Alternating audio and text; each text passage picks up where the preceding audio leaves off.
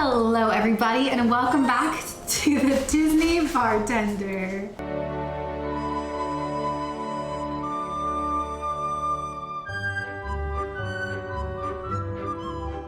My camera angle looks really weird because the cabinets up there look tilted, but this looks straight, so I'm guessing that it's good. I hope it's straight.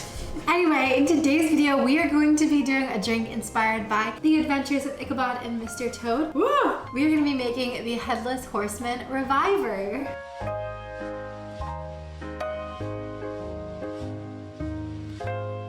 I am very excited about this one. I've actually had this one planned for a few weeks now. This was supposed to be my Halloween special, but unfortunately I got really sick and now this video is going up late, so I apologize. But I still think it's a delicious drink and I think that this will be perfect for next Halloween or all year long, and hopefully you'll feel a little bit of spooky vibes whenever you drink it. So I'm just gonna go ahead and talk a little bit about the movie and then we'll go ahead and jumping into the cocktail. If you're new here, I am doing a cocktail inspired by every Disney movie, starting with Snow White and the Seven Dwarfs, working all the way out until whoever knows how long this video series continues. But yeah, I'm very excited to talk about the adventures of Ichabod and Mr. Toad today, so let's go ahead and dive in. So this film is one that I watched for the first time actually last year, and when I watched it I didn't really like it that much, and then I rewatched it this year and I had a newfound appreciation for it, and Nala's walking around so I apologize for her tippy taps. It is the last package film right now and I'm actually very excited because we're about to get into some crazy classics like Cinderella and Lady and the Tramp and Alice in Wonderland, and I am very excited for those videos. This one is a perfect one for Halloween. I'm sad that it didn't get up in time, but you know, it is what it is. Life happens. So, The Adventures of Ichabod and Mr. Toad was released on October 5th, 1949. It was directed by Jack Kinney, Clyde Geronimi, and James Alger. Story by Erdman Penner, Winston Hibler, Joe Rinaldi, Ted Sears, Homer Brightman, and Harry Reeves. Lots of names we've heard before. Based on The Wind in the Willows by Kenneth Grahame and The Legend of Sleepy Hollow by Washington Irving. Produced by Walt Disney. It came in with a $1.625 million box office in rental revenue. Now, this one was interesting because a lot of the package films had like no facts at all, and this one actually had like so much information. I was like, I don't even know what I'm gonna choose to take from this to put into the video because I don't want this video to be an hour long. But essentially, just like all the other package films, it had a crazy history of how it ended up getting made. You know, there was a possibility that they were gonna be made into 2 feature-length films for The Wind in the Willows and The Legend of Sleepy Hollow. The Wind in the Willows actually goes all the way back to like before Bambi time, where they were gonna make it into a feature-length film, and it was pitched to Walt Disney and he thought it was gonna be kind of corny, but he still got the rights to the book and went ahead with the project. And then following, there were animator strikes and you know, World War II and everything else. Basically, Walt Disney went to go get a loan from Bank of America, and Bank of America said, you can only get this loan if you finish the works that are already in production, which at the time was Bambi, Dumbo, and The Wind in the Willows. So they agreed and took out the loan, and they started working on Wind in the Willows again, and they basically decided to shelve it again, back and forth.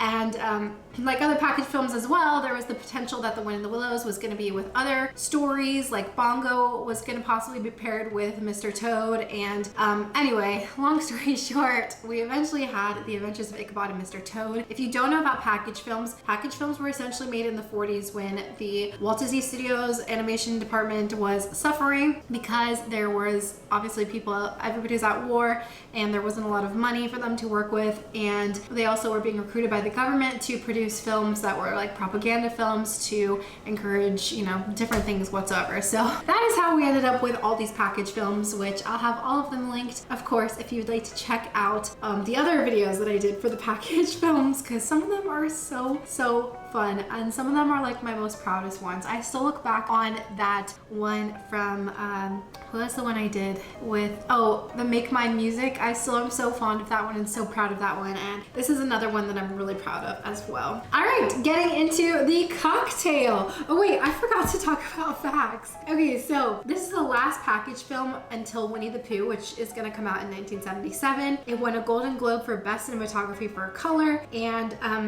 this was an interesting fact. fact. Sleepy Hollow was an actual village in New York.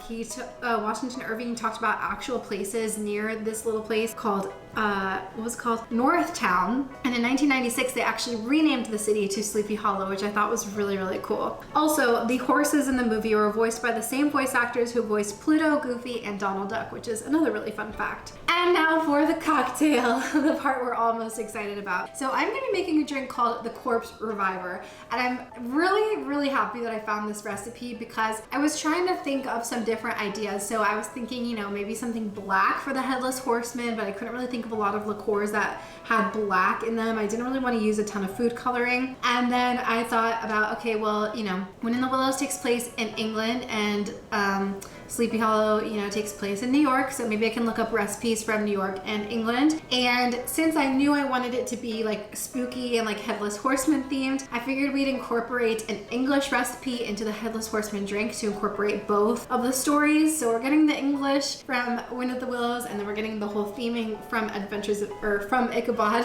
So yes, I think this is gonna be perfect. I found this recipe called the Corpse Reviver, which has been dated all the way back to 1861, and the reason it's called the Corpse Reviver is because it's supposed to cure a hangover and be so potent that it can actually bring back the dead. Now we aren't gonna go quite that extreme. We're gonna do a revised recipe that I think is more universal, that a lot of people will really like, because in the original recipe it has, well, not in the original. The original is kind of tricky. It has like brandy and like a bunch of stuff, and then there's so many revisions over the years since that was 1861. So we're really going with Corpse Reviver number 2 is what we're going to be making today, which is a really popular drink. And so that has gin, Cointreau, dry vermouth, and absinthe, which we're not going to use the dry vermouth or the absinthe because first off, I don't like either of those, and they only had huge bottles at the liquor store, and I am very anti-waste, so I decided not to go with that. But second off, also because those are very strong tastes, and especially absinthe with the licorice, that I decided to just go with one that people are gonna like more. So yes, the Corpse Reviver,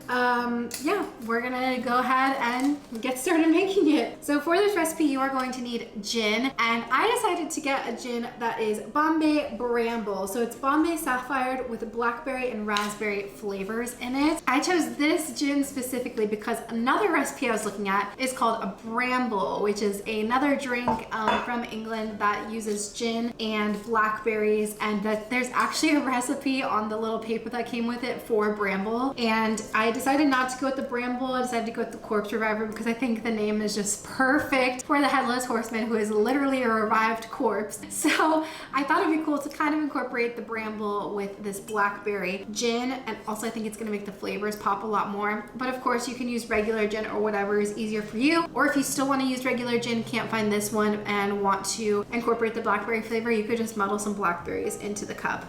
I also like this one because of the dark purple color, and I think it's gonna make it a little bit darker and spooky for the drink rather than just being like a yellow drink from the lemon. So gin, long story short. Cointreau, I got a tiny little bottle because Cointreau is quite expensive, and although it's delicious, I don't use it very often. Then you're gonna need lemon juice, a orange for peeling, and a little icing thing that we've used in the past for drawing. And the recipe is honestly very simple. So what I'm gonna do first is fill up my shaker with ice. What's funny about this recipe is this is kind of like a margarita essentially, with like the gin and the Cointreau. If you swapped out the gin for tequila, it would basically be a margarita. But yeah, it's kind of a cool recipe, which is another reason why I was very intrigued. That smells very good. All right, so first off, we are going to use 2 ounces of Bramble gin. Another gin that I really like is the Hendrick's Midsummer one. It's so good.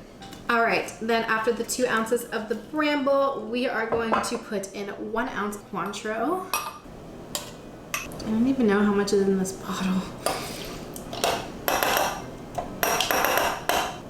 Now for me personally, I like more sour drinks, so I'm gonna go ahead and add 2 ounces of lemon juice, but if you do not, you can definitely add 1 ounce. You can also do 1 ounce of lemon juice and 1 ounce of simple syrup if you wanna make it a little bit sweet. But I'm just gonna go ahead and add 2 ounces of lemon juice.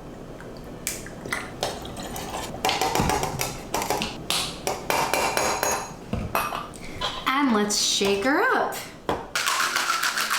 I always do this and then I do the garnish after and I have to reshake it. So I really shouldn't be shaking it now, but yeah.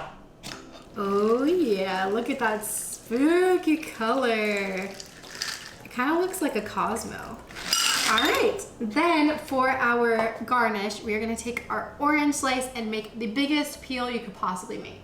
I had no idea what I wanted to do as far as this garnish was concerned. I knew it had to be something spooky and Halloween. I was thinking about using the like pumpkin candy corns, but then this idea hit me today because the orange peel is the traditional garnish for a reviver. And I thought, wow, this would be perfect because obviously the Headless Horseman holds a jack-o'-lantern. So we are going to use the peel and draw the face of a jack-o'-lantern on it with our black icing. And you can do this however you like. I'm gonna twist mine first to kind of see how I want to put it on the glass and then make it from there. I think I might have to like put a little cut in it to lay it exactly how I want. But we can play with that after as well. Okay, my orange peel is too wet, so I'm gonna have to blot it real quick. Okay, this is a lot harder than I was anticipating. I don't know if my like icing is too old or what, but it is so thin that it's hard to get this to shape like an actual jack-o'-lantern. But, you know, we're trying our best over here. Okay, so it took me a while to get this positioned, but I used a toothpick to kind of keep it on the edge, and the head is kind of sinking into the martini, which I think looks really cool and creepy. So here we are, the Headless Horseman Reviver.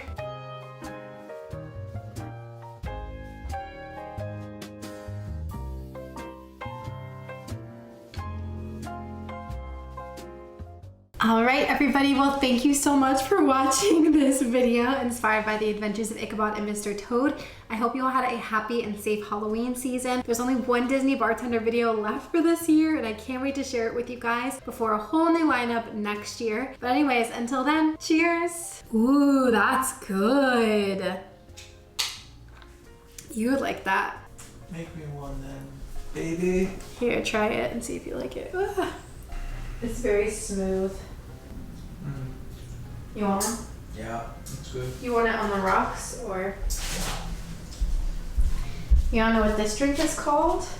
A corpse reviver. It's from England since 1861. Wow.